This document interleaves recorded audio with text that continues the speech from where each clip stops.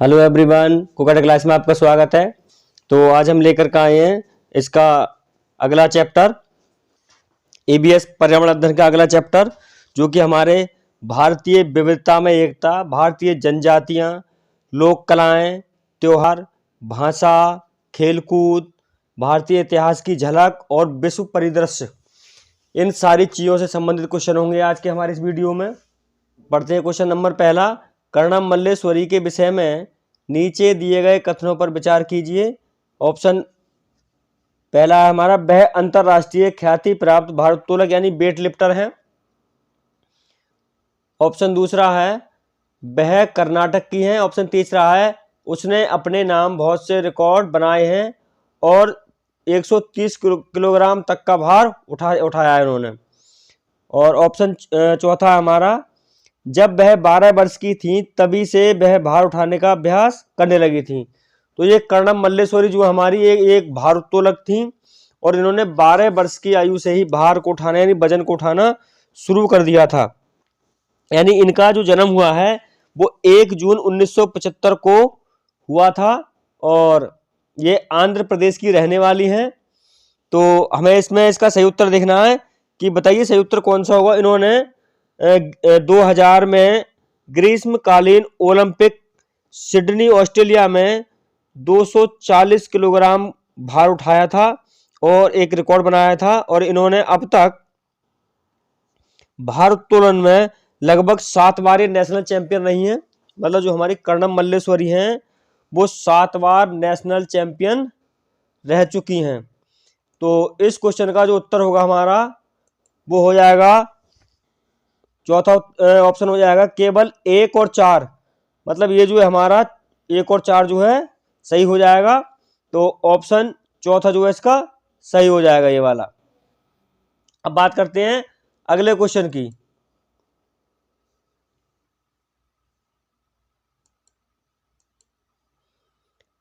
अब आता है क्वेश्चन नंबर 2। बरली एक पारंपरिक कला का प्रकार है। बरली नामक स्थान किस राज्य में है? महाराष्ट्र में, उड़ीसा में, राजस्थान में या बिहार में? तो जो बरली नामक एक पारंपरिक कला है, ये जो हमारी कौन से राज्य में होती है? महाराष्ट्र में होती है या उड़ीसा में होती है या राजस्थान में होती है या बिहार में होती है? बताइए इसका सही उत्तर क्या होगा। तो देखिए, ये बरली नामक जो है ये एक पारंपरिक कला है और ये बरली नामक आदिवासी समुदाय की कला है। ये जनजाति महाराष्ट्र में रहती है। मतलब जो मुंबई की मुंबई के बराबर में है महाराष्ट्र, ये वहाँ पाई जाती है तथा वह स्थान भी बरली के नाम से जाना जाता है और वह मुंबई के पास स्थित है। मतलब ये जो है महाराष्ट्र मुंबई के पास स्थित है और ये जनजाति जो है पश्चिमी भारत की सबसे बड़ी जनजाति है। जो बरली जनजाति है हमारी, वो पश्चिमी भारत की सबसे बड़ी जनजाति है। तो इस क्वेश्चन का उत्तर हो जाएगा हमारा option A, Maharashtra. Option A जो है इसका सही हो जाएगा। अब बात करते हैं क्वेश्चन नंबर अगले की। तो क्वेश्चन नंबर 3 है हमारा, कुड़ुक कहाँ के लोगों की भाषा है? कुड़ुक कहाँ के लोगों की भाषा है? ऑप्शन ए हमारा Mizoram, option B Manipur, option C Arunachal Pradesh, option D Jharkhand. बताइए इसका सही उत्तर क्या होगा। तो ये कुड़ुक है और ये एक भाषा है। अब ये हमें देखना है ये किस राज्य की भाषा है।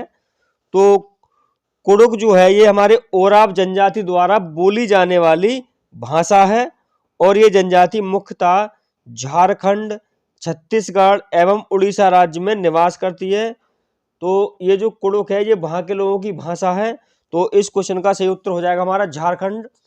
तो झारखंड में ओराव जनजाति पाई जाती है और ओराव जनजाति की ये कुड़ुक भाषा है। तो इस क्वेश्चन का सही उत्तर हो जाएगा हमारा ऑप्शन डी, झारखंड।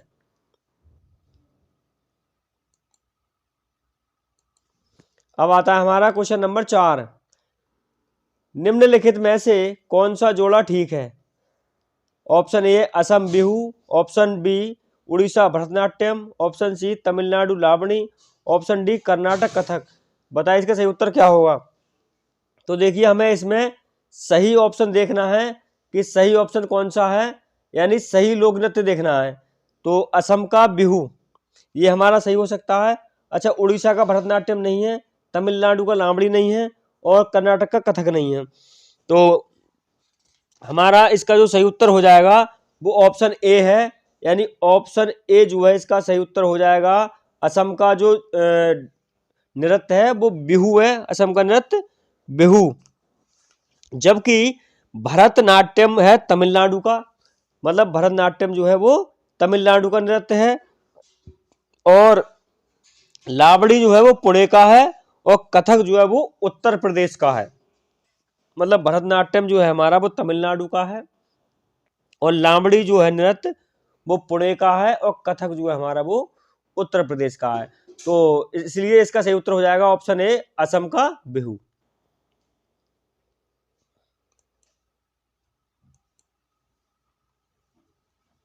अब आता है क्वेश्चन नंबर 5। मधुबनी चित्रकला के बारे में सही कथन चुनिए। ऑप्शन ए है, इन चित्रों को बनाने में नील, हल्दी, फूल, पेड़ों के रंग आदि का इस्तेमाल किया जाता है। ऑप्शन बी, इन चित्रों में इंसान, जानवर, पेड़, फूल, पंछी, मछलियां भी दिखाई जाते हैं। ऑप्शन सी, ये लोग चित्रकला बहुत पुरानी है और इसका नाम मधुबनी नामक स्थान के नाम पर पड़ा है। ऑप्शन डी, मधुबनी राजस्थान का अति प्रसिद्ध जिला है। बताइए इसका सही उत्तर क्या होगा। तो हमारे ऑप्शन दे रखे हैं इसमें, पहला ऑप्शन है ए, सी और डी, और ऑप्शन बी है ए, बी और डी, ऑप्शन सी है बी, सी और डी, और ऑप्शन डी है हमारा ए, बी और सी। तो बताइए इसका सही उत्तर क्या होगा। तो जो मधुबनी है ये हमारा राजस्थान राज्य का बहुत प्रसिद्ध जिला है, तो ये तो हमारा सही है, ऑप्शन डी सही हो सकता है। अच्छा, और देखते हैं ऊपर से, इन चित्रों को बनाने में नील, हल्दी, फूल, पेड़ों के रंग आदि का इस्तेमाल किया जाता है, तो ये भी हमारा सही हो सकता है। तो मधुबनी जो होती है हमारी, ये चित्रकला है, मतलब ये मधुबनी जिला की चित्रकला है, और मधुबनी एवं नेपाल के कुछ क्षेत्रों की प्रमुख चित्रकला है। दरभंगा, बिहार के जो दरभंगा है डिस्ट्रिक्ट है, उसमें भी इसका मतलब बहुत ज़्यादा प्रयोग होता है। और मधुबनी चित्रकला बहुत पुरानी है। इसके चित्रों में इंसान, जानवर, पेड़, फूल, पंछी, मछलियां आदि के चित्र को बनाने में रंगों का इस्तेमाल किया जाता है। तो इस क्वेश्चन का सही उत्तर होगा हमारा ऑप्शन डी हो जाएगा, ए, बी और सी। ऑप्शन डी जो है हमारा वो सही हो जाएगा, ए, सी, सॉरी ए, बी और सी। अब बात करते हैं अगले क्वेश्चन की। निम्नलिखित भारतीय राज्यों में से किस राज्य की कोई समुद्री सीमा नहीं है। मतलब ऐसे राज्य दिए हैं 4, इनमें से एक राज्य ऐसा है जिसकी कोई समुद्री सीमा नहीं है। ऑप्शन ए, गुजरात, गोवा, राजस्थान, महाराष्ट्र। बताइए सही उत्तर क्या है इसका। तो अब देखते हैं इसमें कौन सा सही है हमारा। तो गुजरात जो है हमारा, इसकी तो समुद्री सीमा है, और गोवा की भी समुद्री सीमा है, क्योंकि गोवा तो वैसे ही समुद्र के किनारे है। अब बात करें महाराष्ट्र की, तो महाराष्ट्र, मुंबई ये समुद्र के किनारे हैं। तो राजस्थान जो है हमारा, इसकी कोई समुद्री सीमा नहीं है। गुजरात, गोवा और महाराष्ट्र इन तीनों की समुद्री सीमा है, राजस्थान की कोई समुद्री सीमा नहीं है। तो इस क्वेश्चन का उत्तर हो जाएगा हमारा ऑप्शन सी, राजस्थान। अब आता है हमारा क्वेश्चन नंबर 7। जनगणना 2011 के अनुसार भारत में लिंगानुपात है। ऑप्शन ए है 940 अनुपात 1000, ऑप्शन बी 916 अनुपात 1000, ऑप्शन सी 920 अनुपात 1000, ऑप्शन डी 982 अनुपात 1000। बताइए इसका सही उत्तर क्या होगा। तो जो हमारे भारत में 2011 में जनगणना हुई थी, उसमें जो लिंगानुपात था हमारा वो 940/1000 था। तो इस क्वेश्चन का सही उत्तर हो जाएगा हमारा ऑप्शन ए, पहला ही ऑप्शन इसका सही हो जाएगा। अब आता है क्वेश्चन नंबर 8। निम्नलिखित में से कौन से राज्य जम्मू और कश्मीर के पड़ोसी राज्य हैं। मतलब जम्मू कश्मीर के कौन से पड़ोसी राज्य हैं। उत्तराखंड, राजस्थान, हिमाचल प्रदेश, उत्तराखंड, हिमाचल प्रदेश, पंजाब, हिमाचल प्रदेश, उत्तर प्रदेश। बताइए इसका सही उत्तर क्या होगा। तो देखिए हमारे जो पड़ोसी राज्य होंगे जम्मू और कश्मीर के, उत्तराखंड तो हो नहीं सकता और राजस्थान भी नहीं हो सकता। अच्छा, हिमाचल प्रदेश हो सकता है, हिमाचल प्रदेश है लेकिन उत्तराखंड नहीं है। तो ऑप्शन सी देखते हैं, हिमाचल प्रदेश और पंजाब, ये दोनों हो सकते हैं। और ऑप्शन डी में हिमाचल प्रदेश तो है लेकिन उत्तर प्रदेश नहीं है। तो इस क्वेश्चन का सही उत्तर हो जाएगा हमारा ऑप्शन सी हो जाएगा, हिमाचल प्रदेश और पंजाब, ये जो है हमारे जम्मू और कश्मीर के पड़ोसी राज्य हैं, यानी ऑप्शन सी जो है हमारा वो सही हो जाएगा। अब बात करते हैं क्वेश्चन नंबर 9।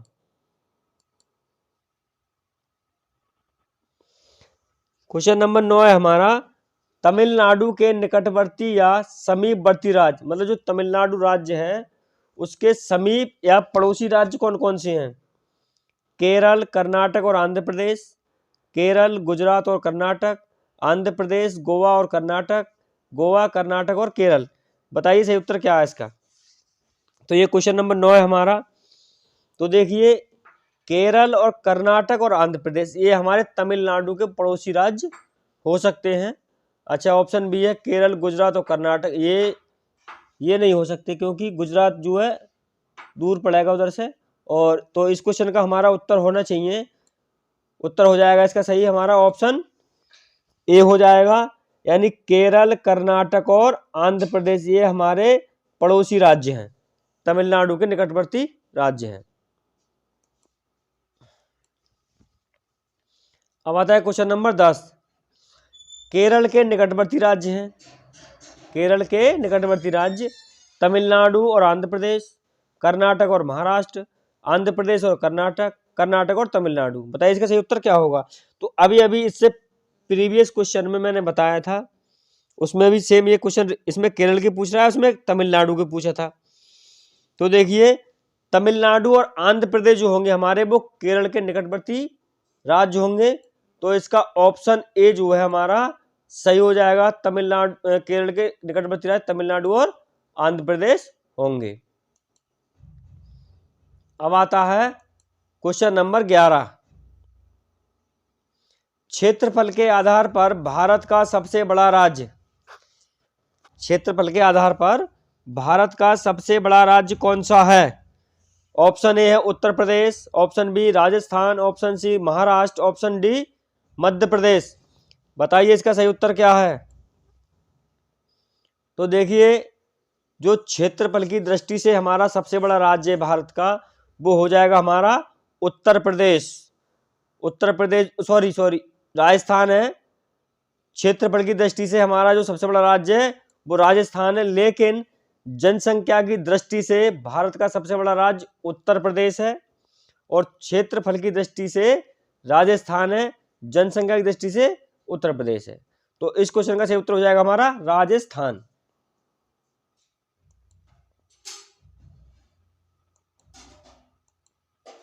अब आता है क्वेश्चन नंबर 12। कथक किस क्षेत्र का शास्त्रीय नृत्य है? कथक उत्तर प्रदेश का, केरल का, आंध्र प्रदेश का, तमिलनाडु का। तो ये हमारे शास्त्रीय नृत्य हैं और उत्तर प्रदेश का कौन सा है, तमिलनाडु का कौन सा है, आंध्र प्रदेश का कौन सा है, केरल का कौन सा है, तो ये हमें अभी देखने। तो देखिए बात करें तमिलनाडु की, तो तमिलनाडु का जो नृत्य है वो हमारा भरतनाट्यम है तमिलनाडु का, और आंध्र प्रदेश का जो है हमारा वो कुचिपुड़ी है, आंध्र प्रदेश का कुचिपुड़ी है, और केरल का है कथकली, केरल का कथकली है, और उत्तर प्रदेश का जो हमारा लोक नृत्य है वो है हमारा कथक। यानी इस क्वेश्चन का जो सही उत्तर हो जाएगा हमारा ऑप्शन ए हो जाएगा। ऑप्शन ए जो है क्वेश्चन नंबर 12 का सही हो जाएगा, ऑप्शन ए। अब आता है क्वेश्चन नंबर 13। निम्न में किस राज्य की सीमा बिहार को स्पष्ट नहीं करती, मतलब बिहार को स्पर्श नहीं करती है? ऐसा कौन सा राज्य है जो बिहार की सीमा को टच नहीं करती है? उत्तर प्रदेश, मध्य प्रदेश, पश्चिम बंगाल, झारखंड। बताइए इसका सही उत्तर क्या होगा। ये क्वेश्चन नंबर 13 है हमारा, तो इसका सही उत्तर हमें बताना है कौन सा है।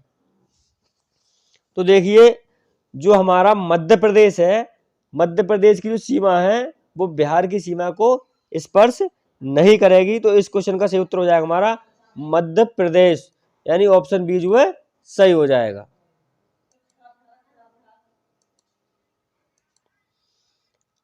अब बात करते हैं क्वेश्चन नंबर 14। गणगौर का त्योहार मनाया जाता है चैत्र शुक्ल तीज को, श्रवण शुक्ल तीज को, भद्रपाद कृष्ण पक्ष अष्टमी को, या चैत्र शुक्ल नवमी को। बताइए इसका सही उत्तर क्या होगा। तो देखिए ये गणगौर का त्योहार जो है हमारा वो चैत्र सुदी प्रथमा से शुरू होकर चैत्र शुक्ल तृतीया को समाप्त होता है, और ये जयपुर और बीकानेर में धूमधाम से इसकी यात्रा निकाली जाती है। होलिका दहन के बाद गणगौर का त्योहार आरंभ होता है, मतलब होली का जो दहन होता है उसके बाद ये त्योहार आरंभ होता है। तो ये हमारा इसका सही उत्तर होगा क्वेश्चन का हमारा ऑप्शन ए, ये चैत्र शुक्ल तीज को मनाया जाता है ये। तो इसका ऑप्शन ए जो है हमारा सही हो जाएगा।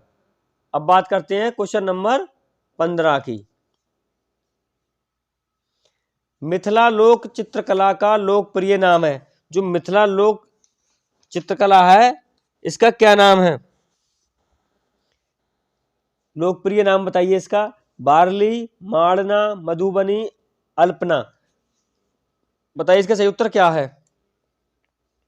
तो मिथिला जो है हमारी एक लोक चित्रकला है, और इसका लोकप्रिय नाम क्या हो सकता है इनमें से। तो देखिए इसका लोकप्रिय नाम है हमारा ऑप्शन सी मधुबनी, यानी जो मिथिला लोक चित्रकला है उसका जो लोकप्रिय नाम है वो मधुबनी है। ऑप्शन सी जो है इसका सही हो जाएगा। अब आता है क्वेश्चन नंबर 16। चांगपा जनजाति कहाँ पाई जाती है। चांगपा एक जनजाति होती है, ये कहाँ पाई जाती है हमारे भारत में।